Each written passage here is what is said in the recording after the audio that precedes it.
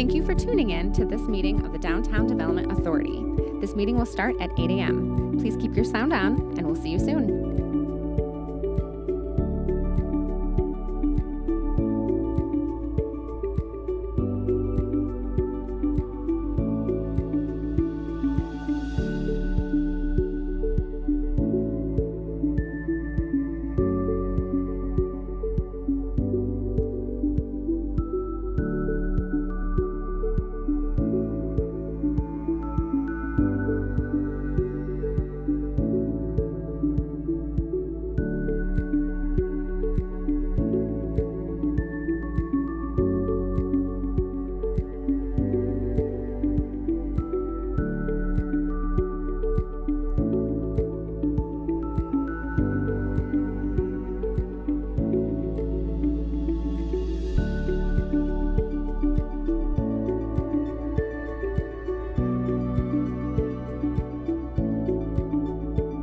Thank you for tuning in to this meeting of the Downtown Development Authority.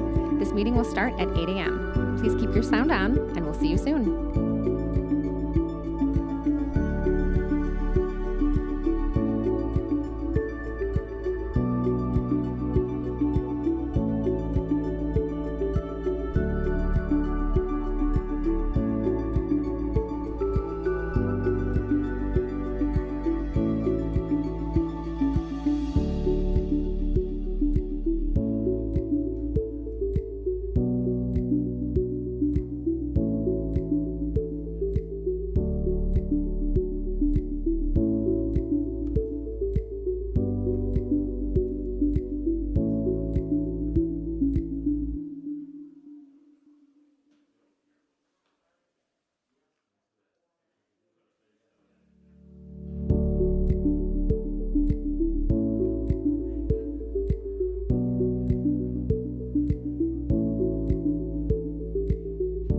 Thank you for tuning in to this meeting of the Downtown Development Authority. This meeting will start at 8 a.m. Please keep your sound on, and we'll see you soon.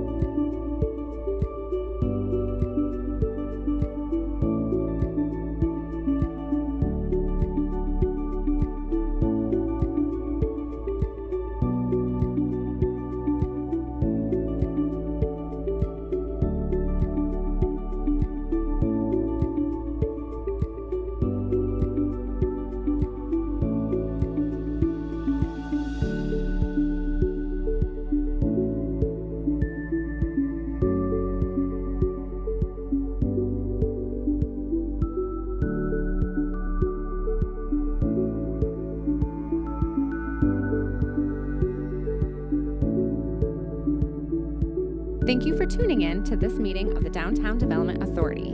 This meeting will start at 8 a.m. Please keep your sound on, and we'll see you soon.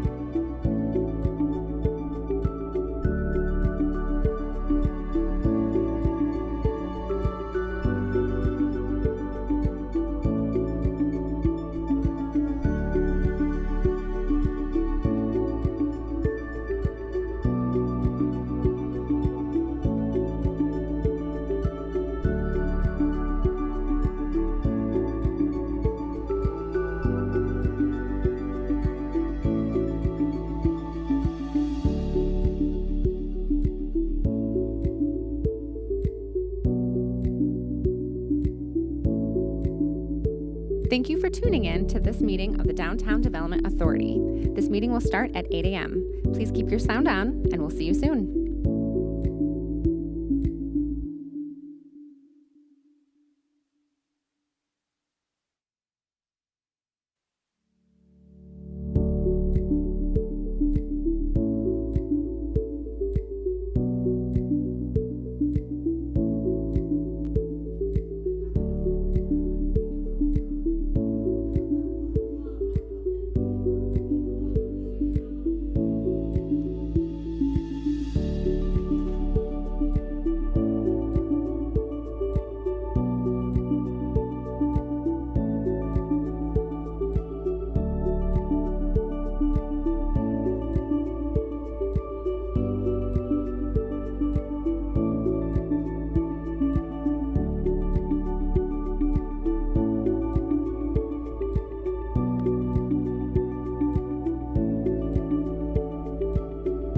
Thank you for tuning in to this meeting of the Downtown Development Authority. This meeting will start at 8 a.m. Please keep your sound on, and we'll see you soon.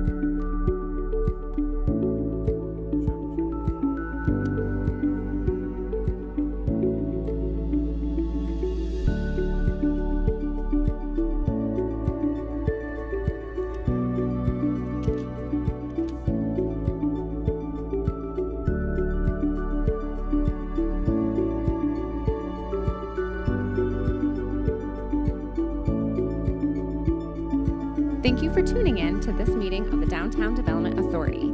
This meeting will start at 8 a.m. Please keep your sound on, and we'll see you soon.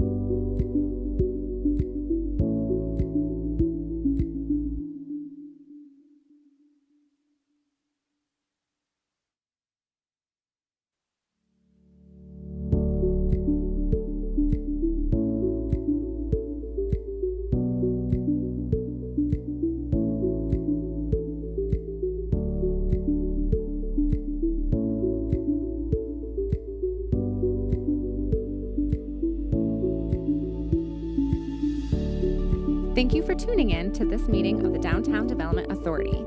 This meeting will start at 8 a.m. Please keep your sound on, and we'll see you soon.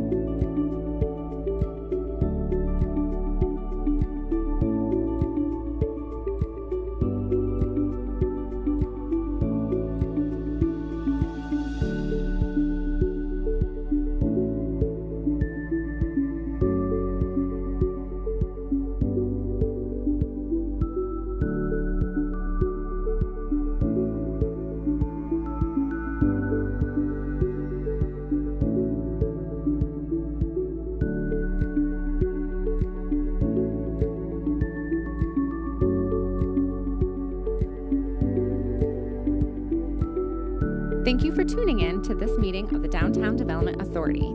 This meeting will start at 8 a.m. Please keep your sound on, and we'll see you soon.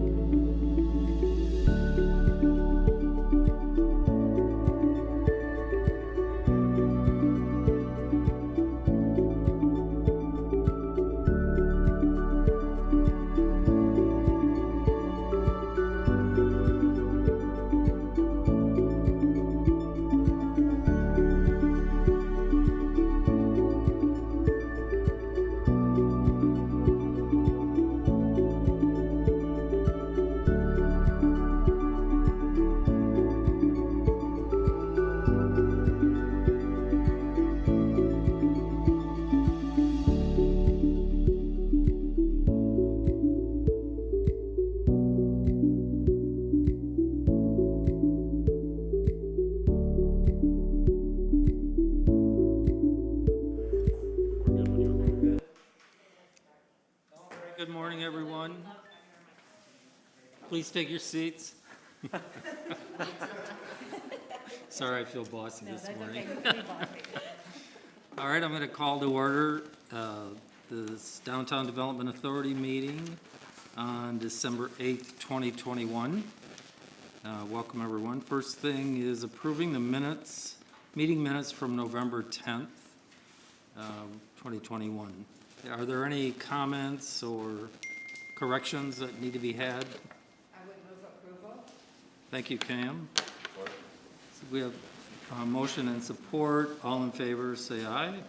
Aye. Any opposed? Thank you. Motion carries. The 2022 meeting schedule. Mr. Kelly? Oh, I think we jumped to financials. I did indeed. Not for any specific reason. We'll start with, we'll go with the financials. November 30th, 2021, Ms. Chapman.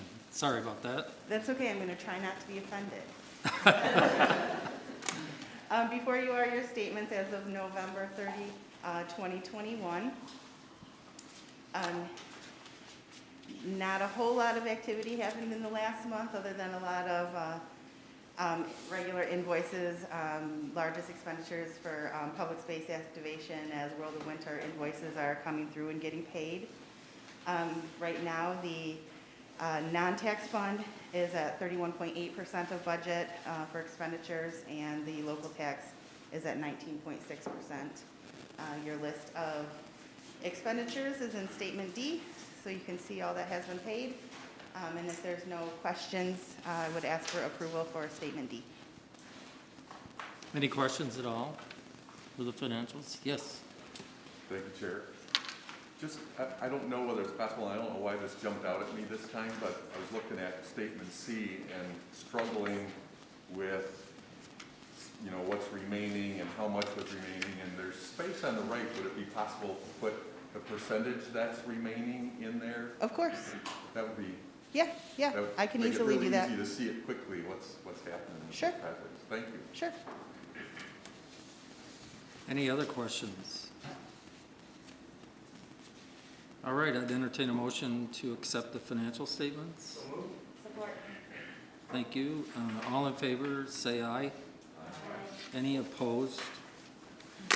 Motion carries. Thank you. Okay, I think we'll go to the 2022 meeting schedule. That works for me. Yeah, just good morning, everyone. First of all, just wanted to include the meeting dates for the upcoming year in your packet. No motion needed, but I do know we've heard from a couple members on dates that may conflict. We stuck with our normal cadence, but of course, if things come up, please let us know in advance so that we can, if we need to move a meeting or reschedule a meeting, we can do that. But just wanted to include this as information for you and see if there are any questions or known conflicts that you might have. I think it's all good as far as I'm concerned. Okay. Anyone else? Okay. Wayfinding bidding and installation services. Yes, Mr. Elledge.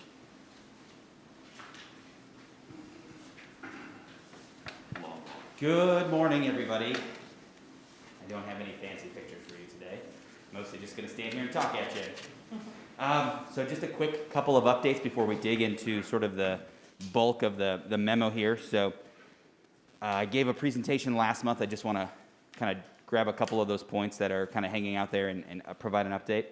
So last time we discussed that a prototype was going to be in the works, and it was going to take a long time because of supply chain issues. That's still true, but the prototype is in process, and we should ideally have it in hand by the end of January, so that's exciting news.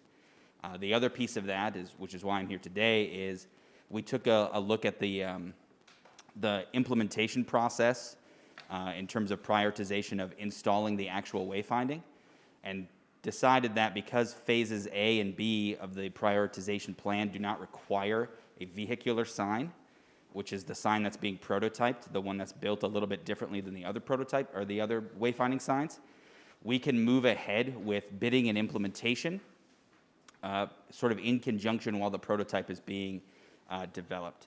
I also want to quickly just highlight that next week, Wednesday, from 4 to 6 in this very room, we're going to be hosting a community open house with scaled sort of printed models of the wayfinding system like that on the wall over there of all of the sign types for the Wayfinding Committee, disability advocates of Kent County, as well as just the general community to come and take a look at the signs, interact with them, and provide us any last-minute feedback before we start really rolling with Task 4.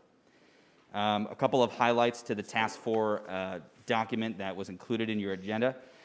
So we've included a timeline to bid, which puts us at beginning of summer, so late May of next year, 2022. And then like I've mentioned already, we finalized a priority list. We've decided to break down the deployment of the wayfinding signs into 6 phases, phases A through F. Phase A is the skywalk because it's not necessarily weather dependent, and we think we can fabricate the small number of signs that are required to go through the skywalk system pretty quickly. The second phase is high impact around Rosa Parks. So this is a lot of pedestrian scaled signage, so kiosks, wayfinding directionals that are going to go in and around the Monroe Center area and won't include any vehicle signage. And then the rest of the phases are going to be existing locations, new locations, and eventually we'll get down to parking, which is the last phase. The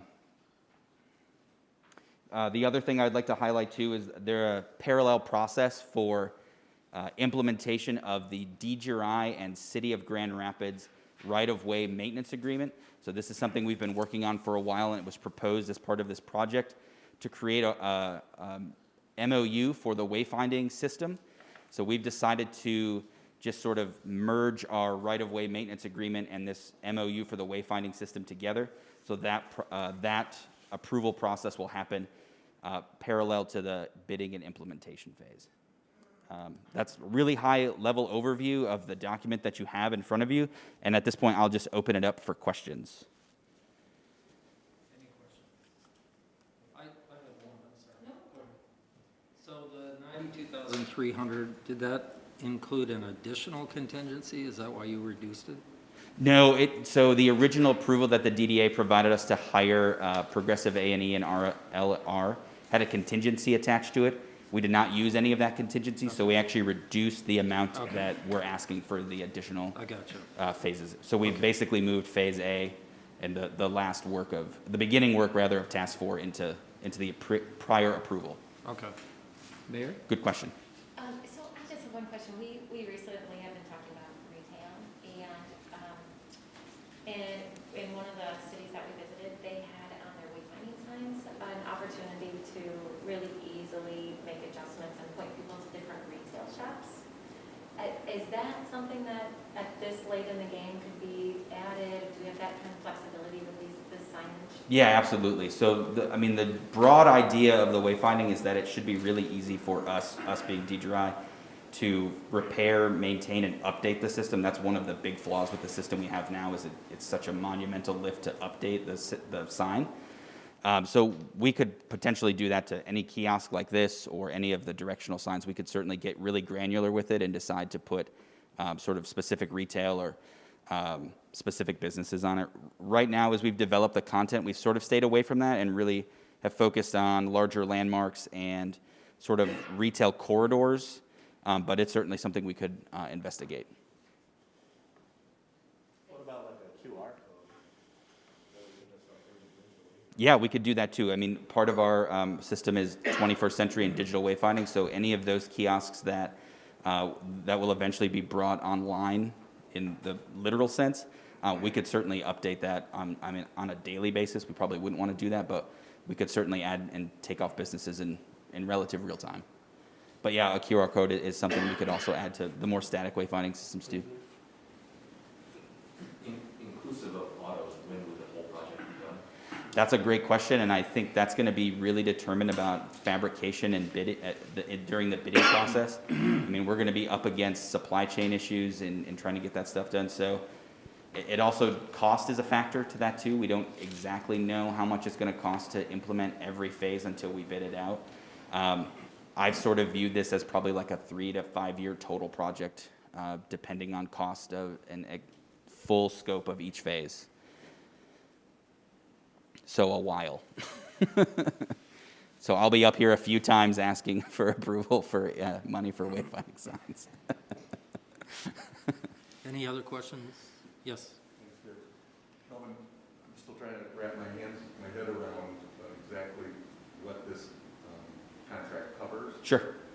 And at the end of the document you gave us, it shows the different types of installations and costs. Yes. Those are not No, they are. That's the cost per, the cost breakdown that you're referring to is the cost per installation type.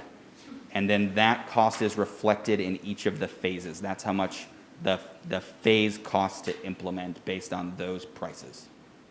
So there's not going to be additional costs for making the signs or installing them or anything? There will be additional costs for fabrication of the signs, and there will probably be additional costs for installation of the signs. These costs are for basically the design work and management of getting those signs sort of installed in those locations, and aside from that, getting us to the point where we can put together a bid package to get this out, to get a bid for fabrication and installation. So we'll have a pretty significant proposal in the future for the actual cost of the sign. Yeah, we anticipate coming back at some point, probably between May and July, and having an estimate or a quote at that point to get phases A and B probably fabricated and installed. So anticipate being back at the early summer to ask for approval on advancing the actual fabrication and installation of those signs. Once the bids go out.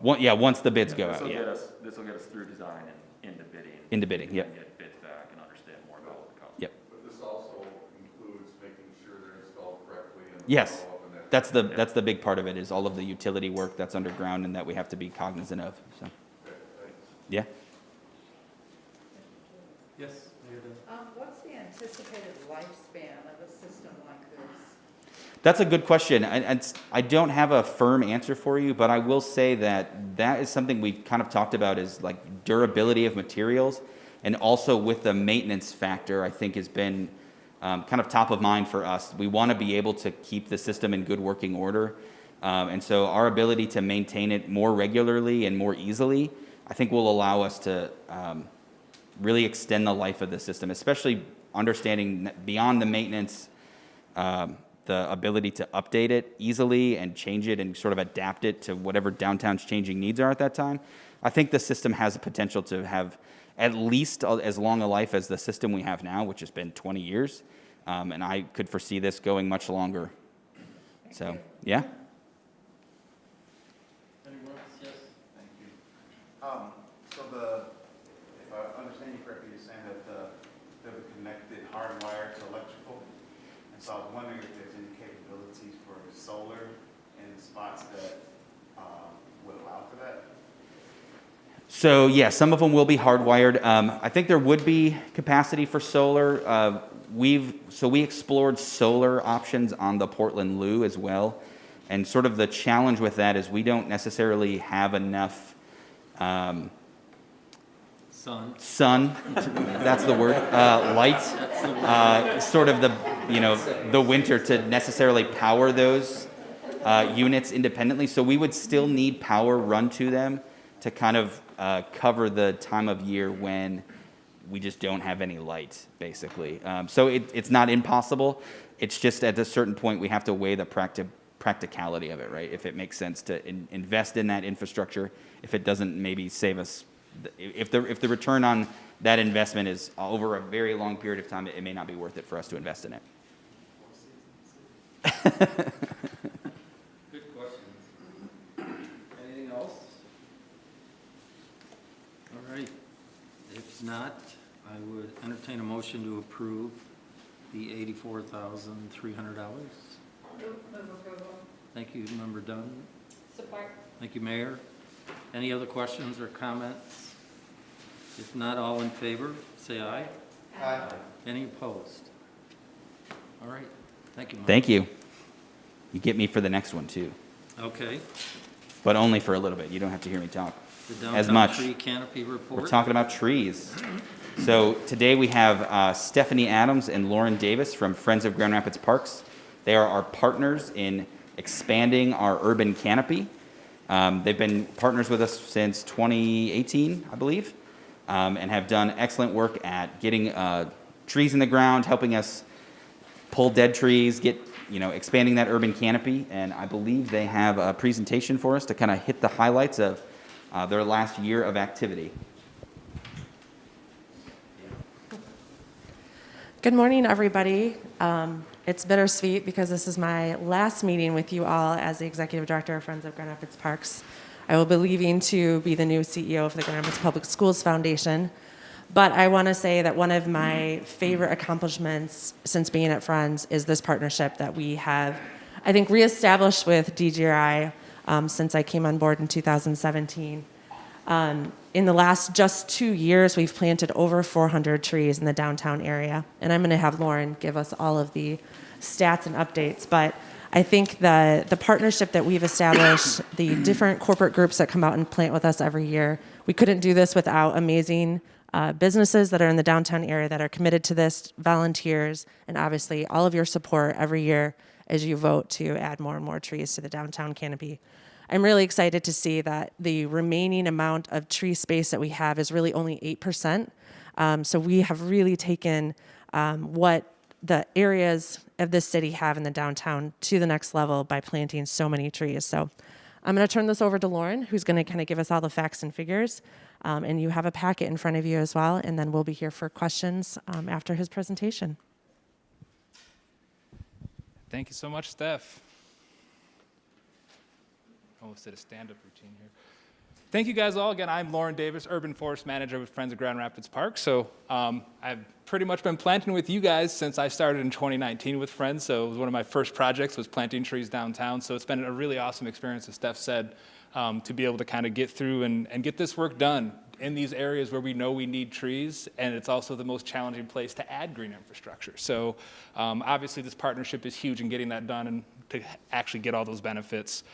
As you guys can see there on this packet, we have the significant findings sections. I think is kind of like your quick snapshot. Really the goal of this inventory was to really get an idea of like where the canopy is at relative. We did some work in 2019 where we're walking around looking at every single tree that's in the DGRI footprint, and we're mapping that tree out. We're looking for every possible vacant site. Where can we convert to a tree that isn't a tree? And as Steph mentioned, our numbers have gone down as far as our ability for vacant sites. We were up over 600 previously as of 2 years ago, and now we've planted over 400 trees. There's always going to be we are actually kind of scaling some planting sizes as far as Parkway.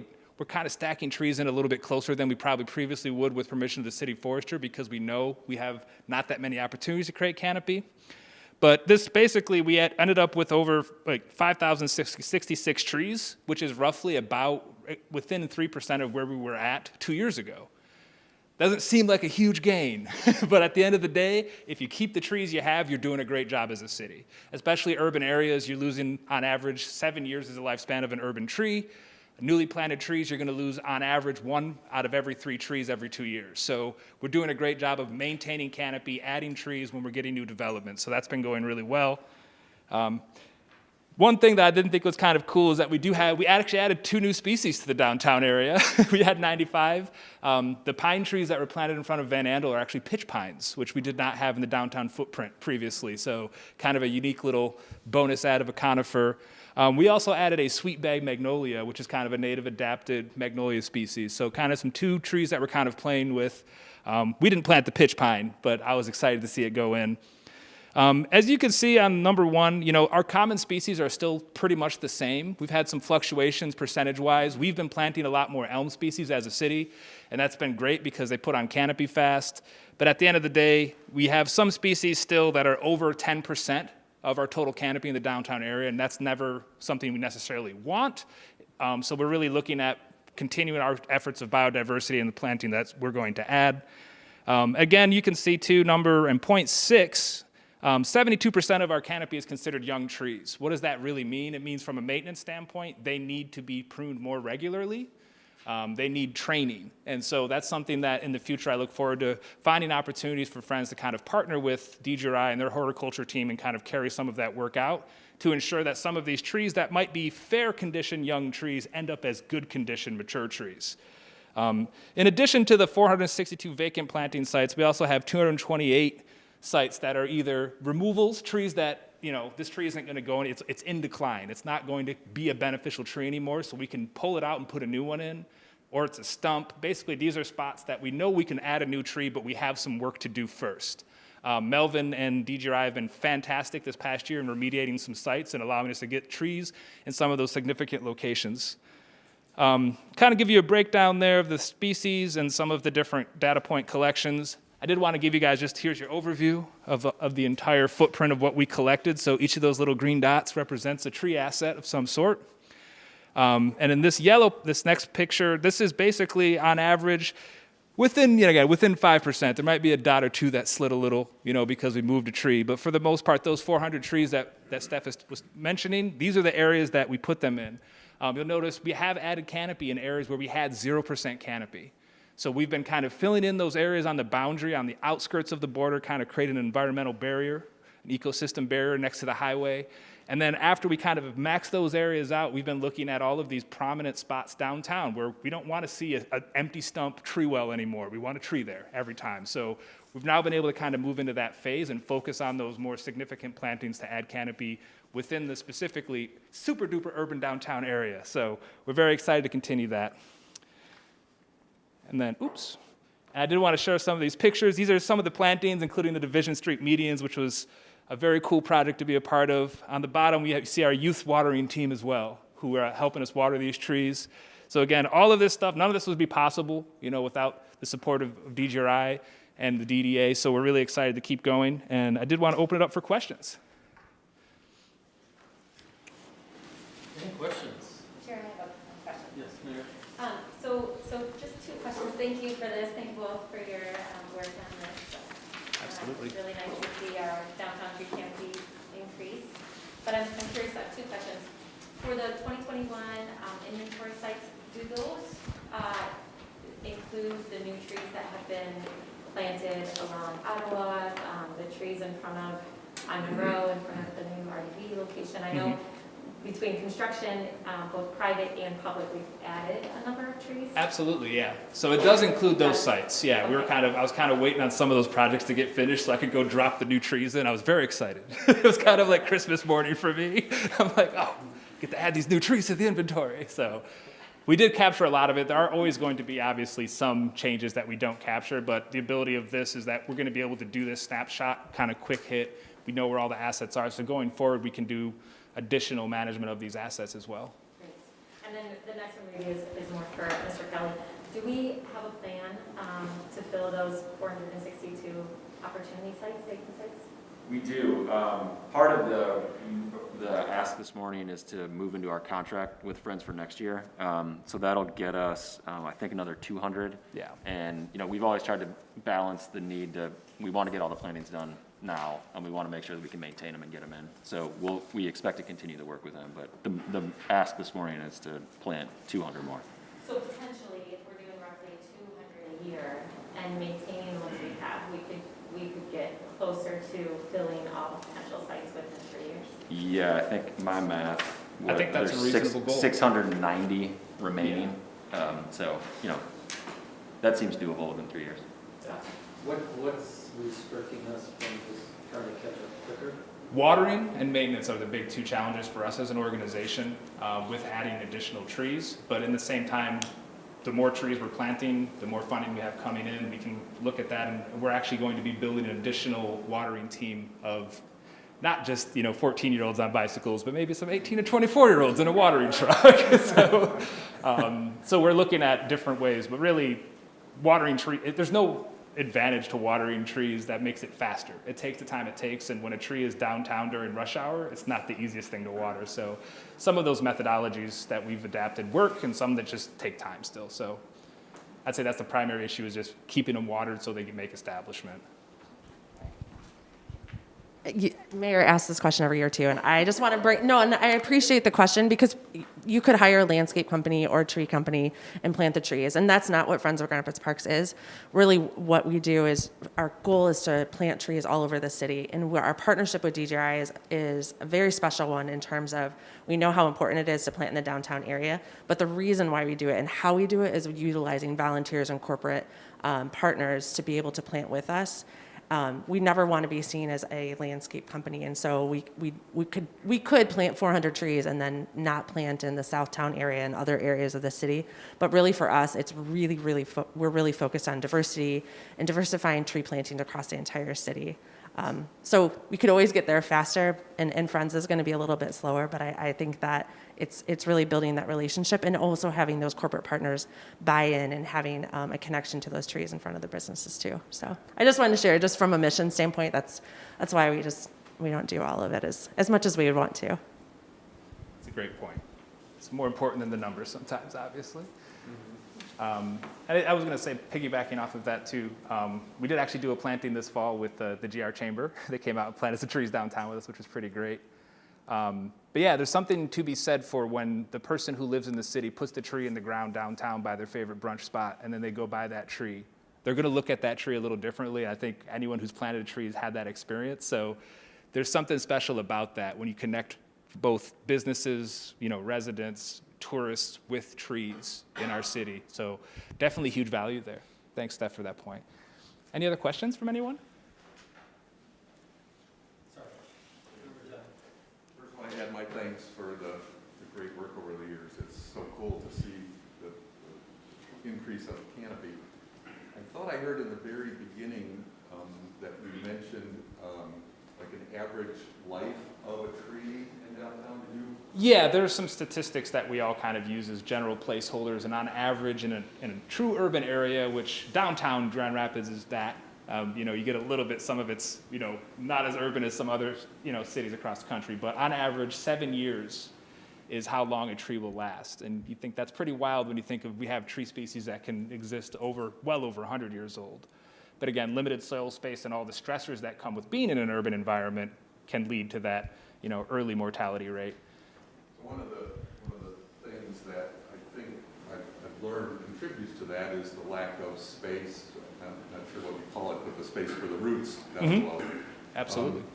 And there have been some attempts over the years to increase that downtown in various locations. Do you have any sense for how we're doing on that? Have you seen locations having that space expanded so that we can potentially get more life out of the trees? Because you can keep planting trees, or you could figure out ways to expand the lifespan of them, right? Right, and I think that's a really, really good point, that it's not just planting trees, it's maintaining what you have. You can't replace mature canopy.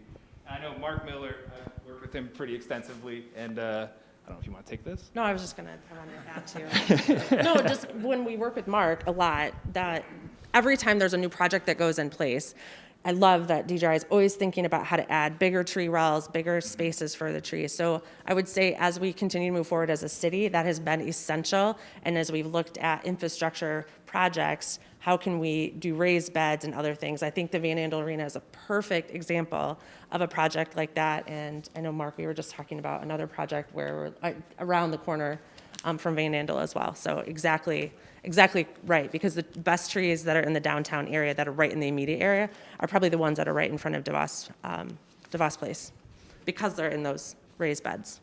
And you'll often find a correlation with some of our worst conditioned trees that are kind of not looking their greatest and might be on their way out, or oftentimes in those limited soil spots. And they were a tree that may not have been selected for the best 4x4 tree well. So putting the right tree in the right location and using biodiversity as far as a variety of species that we're planting and really honing in on what species are going to be successful in downtown is our biggest bang for our buck, along with, again, maintaining what you have, keeping it out of the right-of-way. So those training prunes and kind of some of the young tree maintenance I mentioned will help those trees get out of the infrastructure faster and become more beneficial long-term. And so I think that's something, too, that we really need to be taking a look at. And I know there's a limited amount of opportunity from the City Forestry Department as far as their ability to work downtown. And DJI is cool because we have this unique relationship with the city. You guys do. And that allows us to kind of get creative in how we can maintain this canopy. And one additional thing that I couldn't find in here, but that I would find helpful, is some sort of a point-in-time count inventory. So sure. This month of the year, this is how many trees we have downtown, this is the condition of those trees. And then over a 5-year period, what is that looking like? really helps us, helps me, I think, to Yeah. see how we're doing over time. Absolutely. Are we making progress? How fast is the progress? So just a Yeah, and I suggestion for think the future. from our discussions with some of the discussions I've had with Melvin specifically, we're kind of looking at kind of doing a snapshot inventory overview like every other year going forward.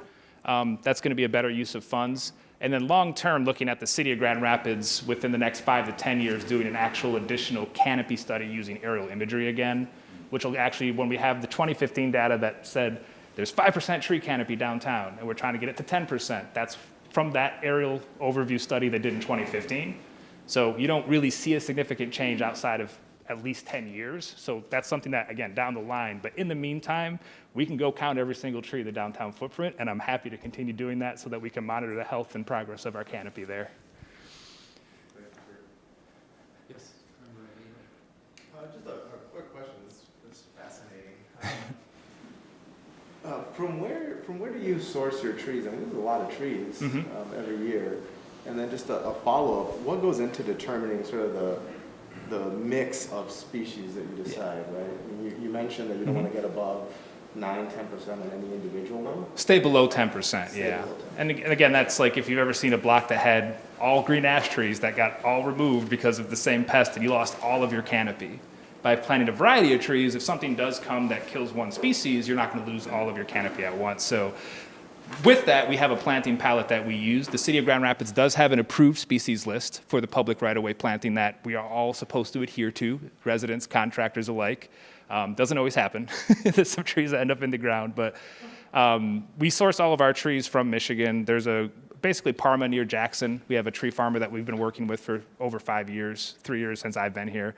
And really, he's growing those trees. Anything he doesn't have that we want to be planting, he can source for us.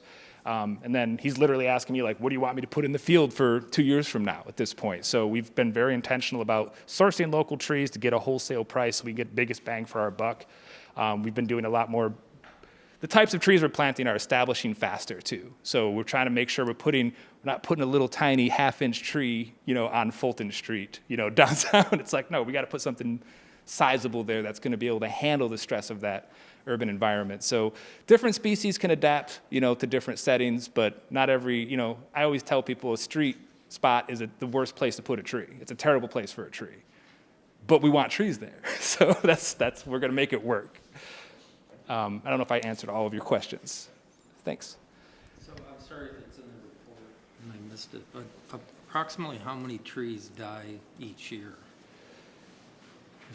On average, it's your mortality rate for young trees and newly planted trees. The average mortality is about 33%. We're staying as an organization, we're hovering right around 10%, which is kind of our goal. So we're between 10 and 15%, maybe 10 and 20%. Some of the DGI plantings, depending on the sites, they're just challenging. The reason I ask is I'm trying to, in my own mind, figure out, are we, with 200 trees each year, are we catching up really, or are we just, if we lose 400 trees every year, we have 5,000 something. Yeah. Then we're never going to catch up. So I'm just curious. I will say, the amount of dead trees stayed about the same from the data we collected in 2019. There's always going to be, a removal for, this tree comes out because we're going to yank this tree and put a new tree in because we put a whole new infrastructure in. Yeah. So there's some technical loss there, but. I think a good answer to kind of show progress is in 2019, we had over 600 vacant sites, almost 700 vacant sites, and now we only have 462 vacant sites.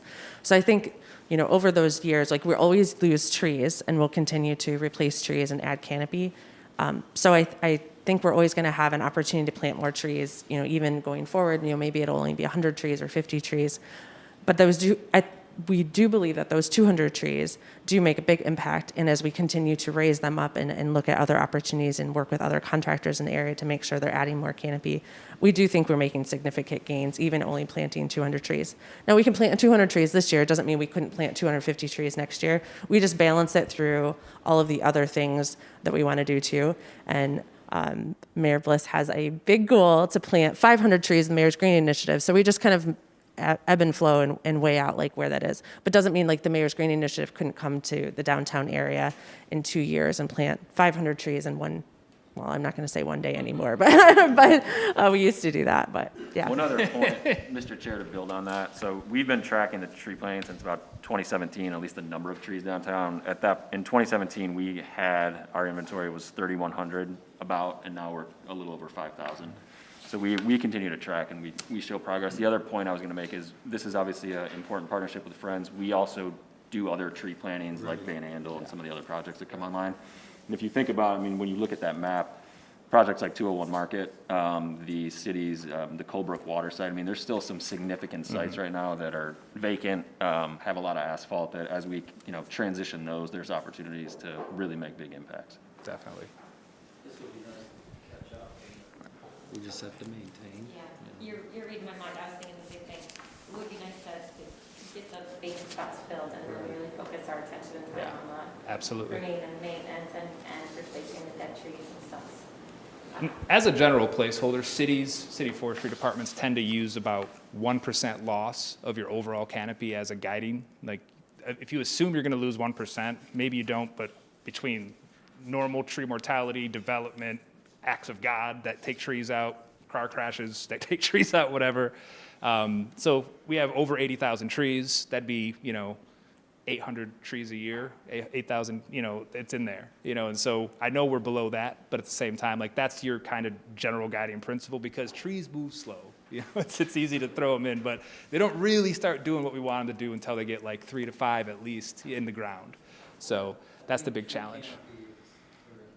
But also, an empty or dead stump when you're walking throughout the city also creates the whole broken window scenario, and I think that's another consideration of trying to catch up and not have empty wells or dead stumps or minimize that to an absolute minimum. So it'd be nice, Tim, if we could figure that out, maybe? I mean, So that's all, we have all that information, including down to what type of tree well it is, whether or not it's a grate or a permeable surface that needs to be removed. And so we actually remediated, I think, 35 of those types of planting sites this fall. DJI just had them taken care of, so we were able to come in and get the tree in a lot easier and be more expeditious in our tree planting efforts downtown. We appreciate it. I mean, it's... Absolutely. Thank you guys all. Anyone else have any other questions? Remember, ready? I simply wanted to thank Stephanie for all of your work over the years. Green Gal's been great, and the work you're doing, she's done with your team here downtown. Also, we've had conversations about hot zones in the inner city core where there are no trees or little trees, and folk can't afford, heating and cooling, and the privilege of that. And I've learned a lot from you over the years, and have seen that canopy increase. So thank you, as well as for creating the opportunities for kayaking and things like that, for specifically targeting and aiming for communities of color to be a part of some of that work and activity. So thank you publicly. All right. Here, here. Yeah, thank you for everything, Stephanie. Thanks. All right. Do we need a motion? We do have an action item here. Yeah. Okay. Yeah, Chair, I'll make a motion, but I am curious. So I totally appreciate the mission, and of course I'm on the board of Friends, and so I am a big advocate of getting our tree canopy increased. But I would be curious, in addition to the 200 that we're contracting with Friends and our ongoing relationship with maintenance, I would be curious what it would cost to contract out for the 262 other current spaces that we know exist, just to give us an idea of what it would cost, knowing that there's always going to be ongoing relationships and work to be done with Friends around maintenance and additional tree planting. I just would be curious what that cost would be. Yeah, we're happy to. We'll get that number followed up. Okay, good. Do you want to include that in your motion? Or just... Yes, please. Yep, and then Okay. I'll make the motion. Okay. Do we have a second? Support? Any other comments or questions? All in favor, say aye, please. Aye. Any opposed? All right. Thank you very much. Thank you. Thanks, everyone. let me double back, make sure I don't skip something again. Retail grant, Yes, am I on track? you are. So yeah, item 7, and This is exciting. yeah, we're gonna invite Mr. Mr. Richard App, our retail attraction and retention specialist, to kind of walk us through this. Good morning. Good morning. Yes, I also think this is exciting, Rick. And when I was hired in this position back in January of 2020, which in COVID years is about 11 and a half years, one of the things that we identified is we wanted to get some retail attraction downtown with a solid regional tenant. One that will have a draw in itself, but will also add to the environment of our downtown. One of those businesses that we targeted right away was Gazelle Sports, and I'd like to introduce Jen Brummett, who is the CEO of Gazelle. And having an anchor tenant like them in our downtown, especially in the space between Monroe Center, between Ionia and Division, is going to help us get a real soft good cluster in a space that we haven't had in the past. So over the last 6 or 8 months, we have been working with Gazelle. We've done a couple of walks downtown, trying to find the right space. We identified a space at 52 Monroe Center, which is currently where Allie Nicole Bridal is. They are leaving at the end of February. At that time, Gazelle will assume that lease. And the aggressive goal is to have them open by May 1st before the Riverbank run. So it's exciting to have that coming in. The space is 3,552 square feet.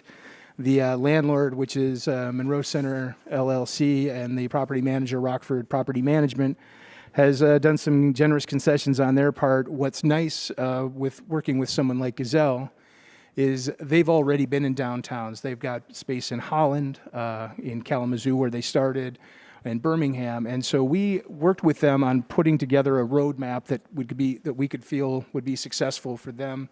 Like I said, Rockford's made some generous concessions, and this project really aligns with our GR Ford master plan in diversifying the mix of a downtown businesses, supporting entrepreneurship and growth, space activation in a signature district, especially on Monroe Center, which really is our main street. So we're excited about that. The proposed is a 5-year lease with an option out after 3, and we are seeking $66,608.59 to fill the gap between Gazelle and the concessions made by Monroe Center LLC.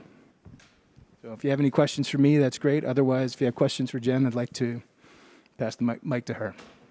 One thing I was just going to add as context as well is our Goal 4 Alliance did review this earlier in the month, and they did also voice their support. Any questions?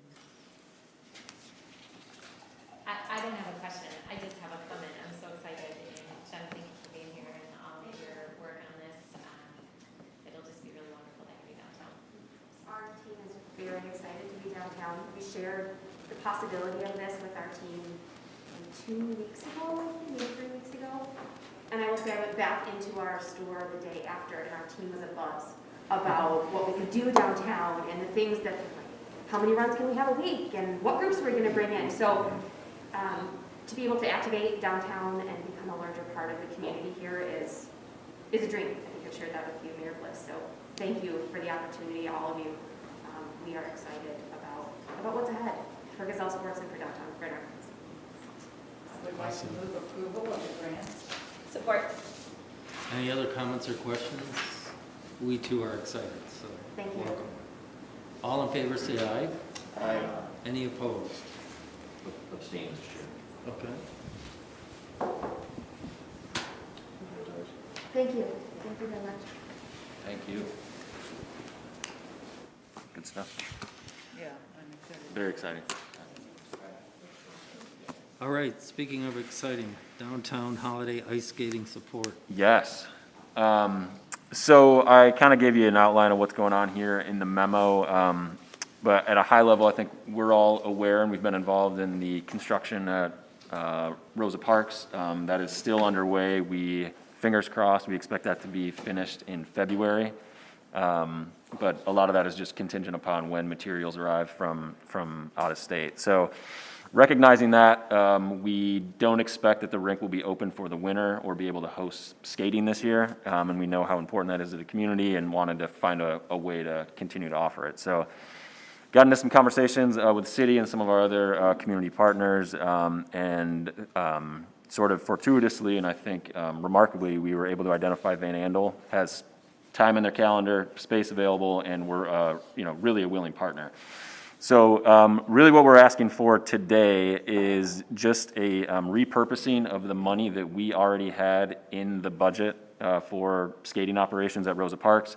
Want to be able to use that for skating at Van Andel. We are still finishing up the details on schedule and some of the logistics that are going to be required to host the community in there on multiple dates. So that's still getting ironed out. The city commission is going to have a similar request at their meeting next week for funding. So there's still some details to be worked out, but the idea is that we'll be able to host multiple dates at Van Andel Arena over the holidays and into 2022, also coordinating a little bit with our own World of Winter Festival, which you'll hear about more shortly. So request is to approve that budget amendment and then also authorize me as the executive director to get into a rental agreement for the space. The other thing I was going to mention is the CAA is offering the space free of charge, no rent. We're only being asked to cover expenses for the building to be open, and there's going to be some maintenance required to keep the ice smooth and in good shape for hockey and some of the other things that they have there. So with that, I'd be happy to take any questions. As you were talking about that, I was thinking back, I don't know how many years ago, COVID's allowed me to lose time, but there was at least one, maybe two temporary ice skating rinks, I believe. I think one was Hartside Park, maybe, I can't remember. But I was just thinking about, is there any possibility of being able to do something like that again with, I'm thinking about COVID. And Yeah. to keep people outside, You're remembering correctly. We do have a temporary rink that we bought. It's basically the boards and the sheet that goes under it. We had a lot of difficulty in getting the ice for that.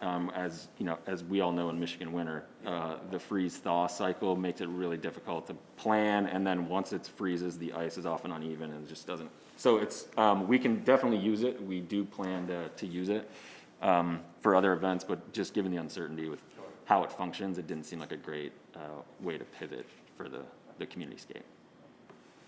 So to not, irrespective, I guess, of budget,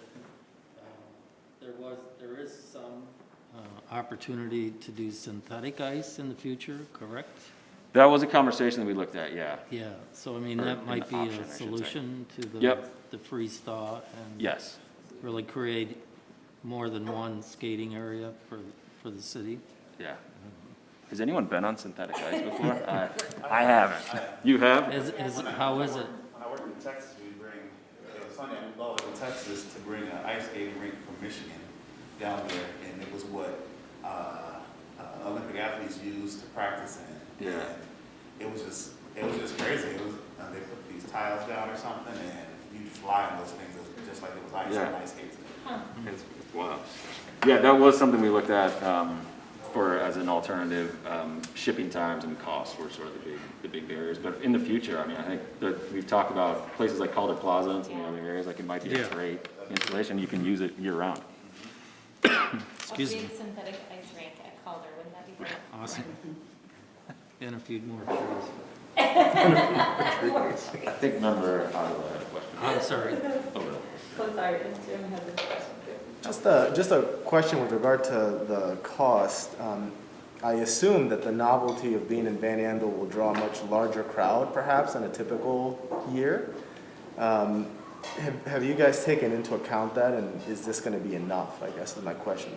The dollar amount, is that what you're asking? Yeah. So we hope it'll be a big draw. We will have capacity requirements that will be staying within, so that is reflected here. These come straight from the CAA, and so they ran the numbers on what they thought it would take to be open. The estimate that I provided in here, 4,000 to 5,000 for a 3-hour open skate. So we may try to do bigger chunks of that. in a day, so we may do multiple 3-hour chunks. But those are the estimates based on their understanding of how operations work. There's also restrictions as Right. to when this could be provided because Yeah. of the griffins and events, et cetera, so it wouldn't be every day but still, And you would again, publish a schedule, right? yeah, we'll get together. The other thing is the city will be contributing a amount in addition to this, so we think we'll be able to cover it. I just envision lines out the door, people wanting to skate and hang out. Yeah, and we will, the other piece of that is the reservation system. So I don't know if anyone came down to skate at Rosa last year, they had a reservation system in place that helps to manage numbers as well. We would love to open it up and just let everyone run down and skate. But given the logistics and doing that, we didn't, I don't think that's practical. The last thing to add is that the city will also still have skate rentals available for anyone that doesn't have their own skates. But this will hold more than Rose Park Circle, quite a bit. Oh, yeah. I think it'd be cool. Yeah, that's. Yes. We'll have it safe. This is really, really cool and exciting.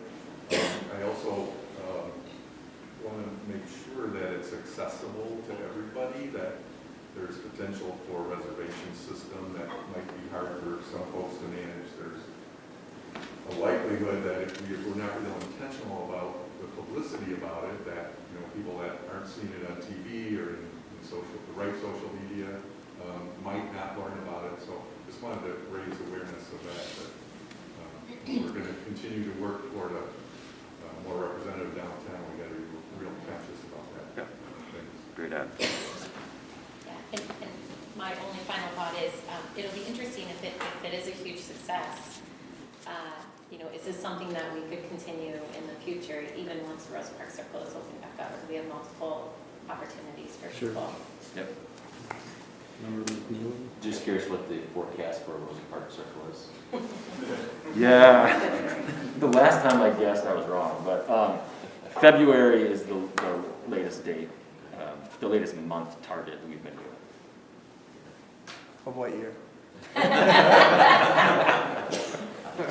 22. Good clarification.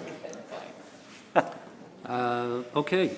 Any other questions or comments? Yes, I'm ready. There is a synthetic ice skating rink in Z. Oh, really? Oh, day trip. All right. Yeah, go take a trip. Anything else? I don't think we have a motion yet. I would entertain a motion to approve. Thank you. Any other comments or questions? All in favor, say aye. Aye.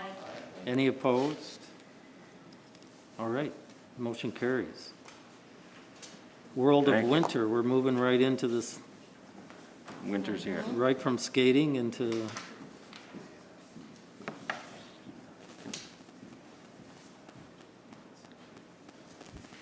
Good morning. I think the last time I was here was like June or July, and I said winter is coming, so it's officially here now.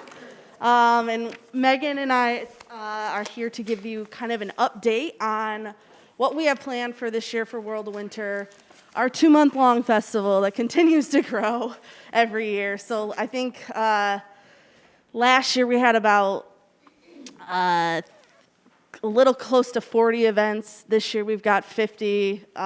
We've got over 30-some art installations coming. So we're going to kind of do a run-through of all the activities that we have planned. So just as a reminder, January 7th through March 6th. So I've been managing the public art installation side of things, and Megan's been managing all of the event and programming side of the shop. So I'll tee her up and pass the mic when we're done here. But this year we've got 10 large art installations that are coming from national, international, and local artists. As a reminder, so we have Intrude Bunnies from Paris Studio. This is out of Australia. This will be at Anabwin Park for a month. We have our singing tree, again, that we had purchased the lights last year, so we'll be able to install that. Again, this year it will be over by Grand Valley, the Public Museum, and the Blue Bridge. So there's a tree right there that is away from residents, so they don't have to hear people yelling at the tree and singing at the tree all day long and all night. We have our polar bears from Massimals. This is out of an artist out of Kentucky. Manadu Bawating, this is the Hibikozo we purchased custom made with the Grand River Bands of Ottawa Indians, Hibikozo and Alan Campo, local artists here.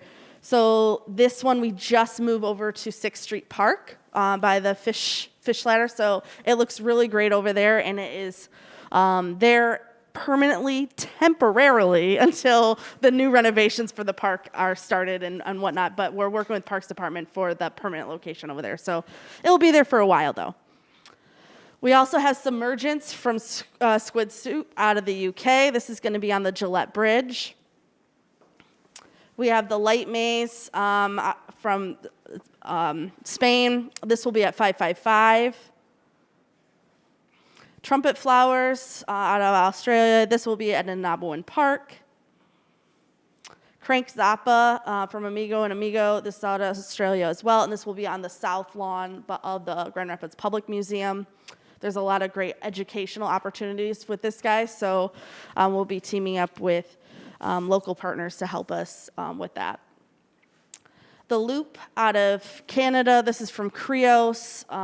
We've worked with them for this will be our 3rd year working with them. So we have 6 of these loop installations. Each one is curated by a different artist, and each loop is a different sound and image projection or image show that is showcased through the loop.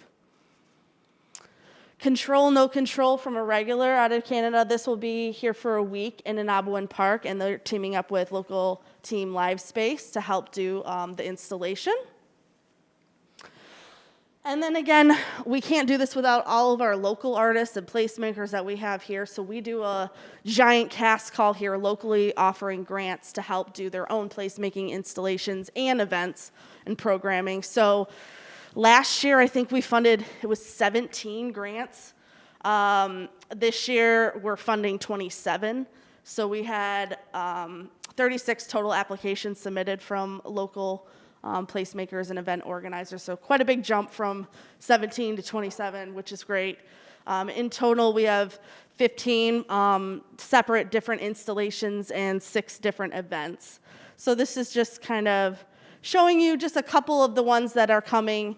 And a couple of them we had worked with before Art Price has started. So being able to team up with them, like Valerie's Butterfly, Yumi and a Butterfly, that installation was at Art Prize, and we connected with her prior to World of Winter to offer that grant to be able to make sure that it lights up for World of Winter. So that was something that we were able to do in advance, and we'll be able to bring it back. That will be at Lion Square. But we have different artists teaming up with various businesses and organizations all throughout the entire downtown, from the downtown market to Public Museum in Monroe North. I mean, we're all over the place, so art's scattered everywhere. And then I'll pass the mic over to Meg. So we have a lot of events and programming this year, and it's a mouthful, so I'll spare the small details. We're actually putting together the website right now. Everything should be up and running by the end of this week, as well as Facebook events. So the first event, ice piano performances. This went over super well last year. We brought out an ice piano and had a pianist come out, so we're going to do that again for 2 nights, opening the festival underneath the singing tree. We will have walking tours, of course, led by Caroline Cook. We're going to be doing 3 different ones: art installation walking tours, ice sculpture walking tours, as well as Black History walking tours outlining the murals in the downtown. We'll be working with the Parks Department to put on a outdoor fitness series where it'll be same day of the week, every single week. People can come out and do some Zumba, do some dance classes, warm up, and stay fit outside. These 2 are going to be very social media and digital focused. So snow person building competition. People are invited to go out to any downtown park throughout the 2 months and build a snow person They can take a little selfie with it, use our hashtag, and get entered in a contest to be like GR's best snow person. And then we'll also be doing a scavenger hunt as well. That went over super well last year, where people can come out and just use the app on their phone and be able to do the scavenger hunt at any time throughout the 2 months. We're going to do an ice park. So normally we do ice games, but this time we are going to gather them in one space right near the skate park and call it the ice park. So that'll be over at 555. We are going to be bringing back the drag show. So Winter's a Drag. We're teaming up with Michigan Drag Brunch to offer the programming for this, as well as a larger scale event at Calder Plaza. Every Friday night throughout the festival, we have pop-up performer nights where the downtown is activated with music. We'll also be teaming up with the Grand River Bands of Ottawa Indians to do a tribal stories, as well as a snow snake competition, which is a traditional game in the Native American culture. Silent disco, it'll be coming back. This year we'll be doing it in front of the light maze, so people can then go and participate within the light maze while they listen to music, and there'll be food vendors and all of the fun things. And then Lunar New Year's stories. So we are going to be doing a live stream of a couple different cultural books within the Lunar New Year. So we'll be doing this as just like a storybook telling event. And then every Sunday, starting in February, we'll be showing movies out in the piazza. It'll be double feature and family friendly. Teaming up with Studio C for that, of course. Obviously doing the Valentine's sculptures the weekend right before Valentine's Day, all around downtown. Love on Ice will be doing the ice carving wall again for Valentine's Day right in front of Rosa Parks Circle.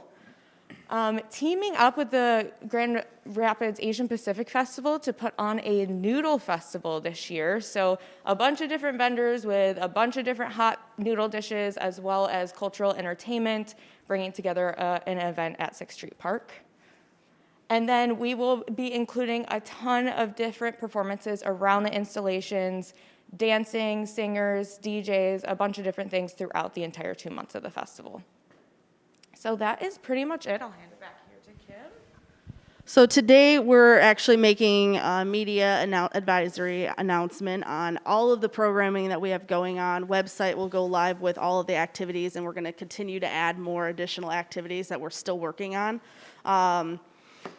To the list, so we've been working with Experience GR to help us with our connection with Pure Michigan to market broadly as well, but we have a pretty robust marketing platform that we're between our social media channels, but radio and print as well. So our communications team has been slaying it and getting that ready. So we're going to be launching today.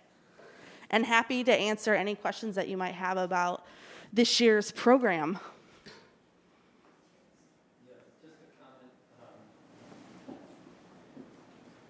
This sounds great. Thank you for not coming today and asking for more money.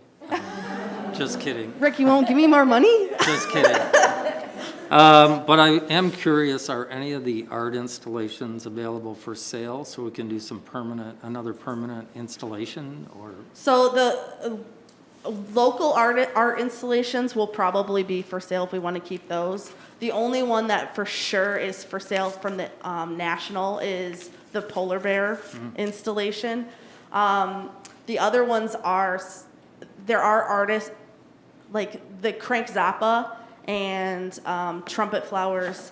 That artist has other installations here in the US that will be for sale if we want to purchase them, but not those because they're new installations, so they still are traveling all over.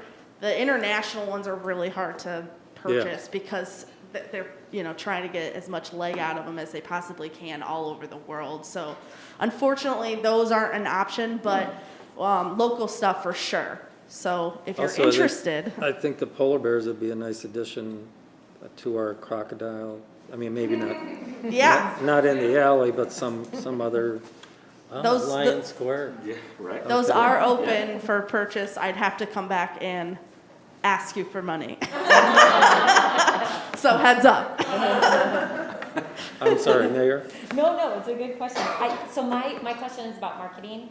I'm glad to hear that we're really looking at a robust marketing strategy. I know last year I was downtown quite a bit during World of Winter, and there were a lot of folks from Detroit and Chicago. Oh, yeah. I anticipate we'll continue to have a lot of regional travel come winter. Oh, yeah. So for your marketing, how large is the target that you're looking at for the marketing piece? That's a good question. I don't have the specifics. I'd have to talk to our communications on a whole robust list plan, but we can follow up with all of that information. Yeah. And there, we have been in conversations with Experienced GR and trying to identify maybe an opportunity with Pure Michigan. Like a 3-hour drive rate. Yeah. So Rick and I talked about this with Experienced Grand Rapids, and there tends to be this real opportunity, within a 3-hour drive area. Oh, yeah. To attract folks to come for a weekend, or one overnight, come Saturday, leave Sunday. Yeah. Yeah, I'm also really excited to say that Green Bay, downtown Green Bay, Milwaukee, and Saugatuck, they've all reached out to me to host them while we're doing World of Winter so they can come and learn from us on the stuff that we're doing.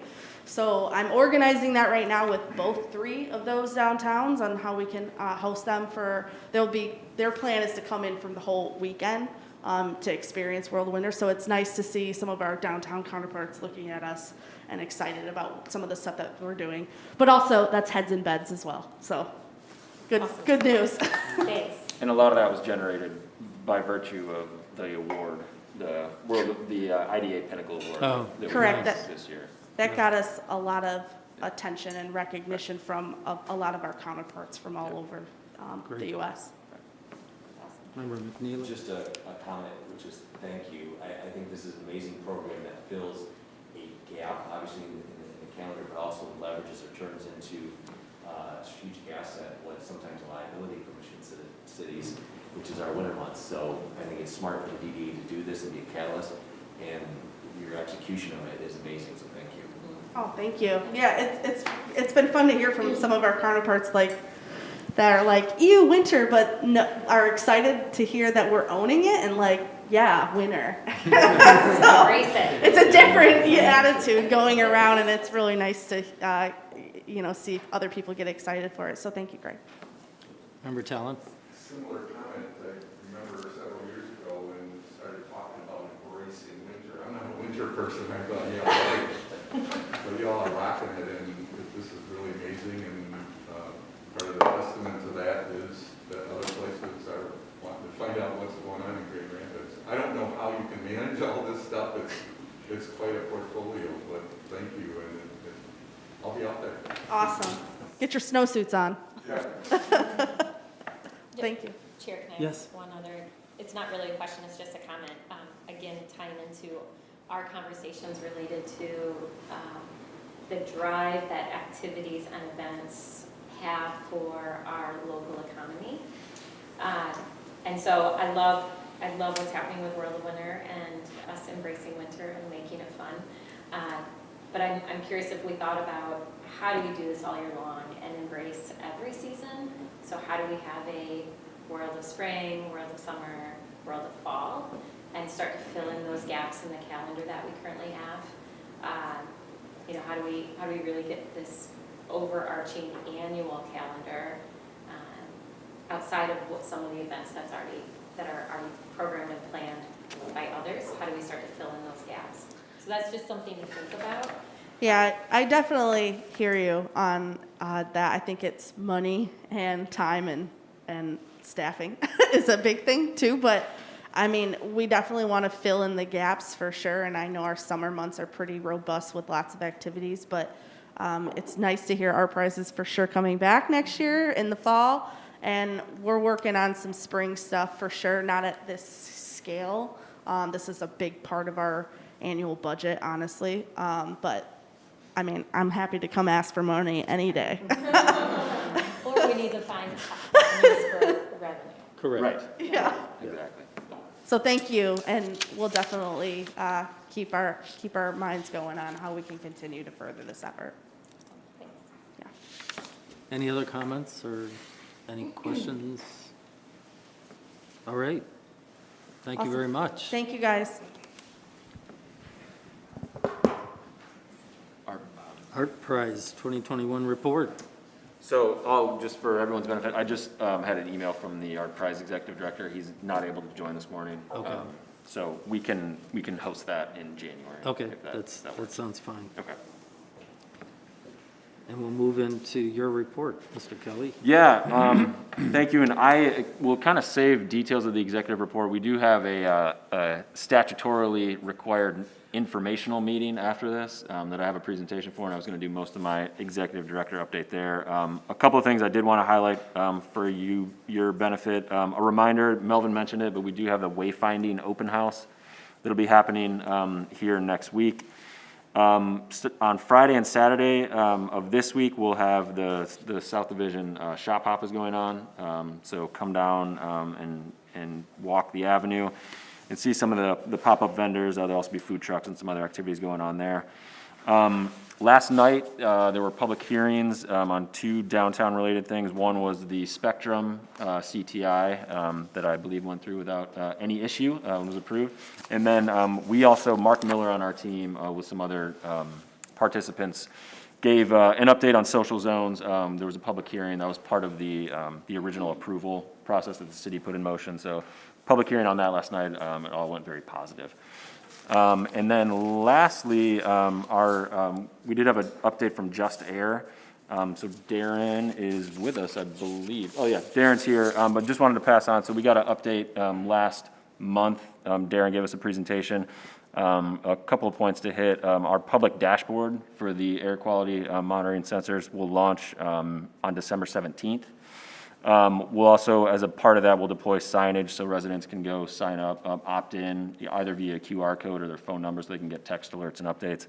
And then Darren was also featured, and Just Air was featured in an ABC News documentary that just went out last week. So that's available online. And so just wanted to highlight those things, and we'll continue to keep you posted as that work gets going. So those are the big highlights I wanted to offer.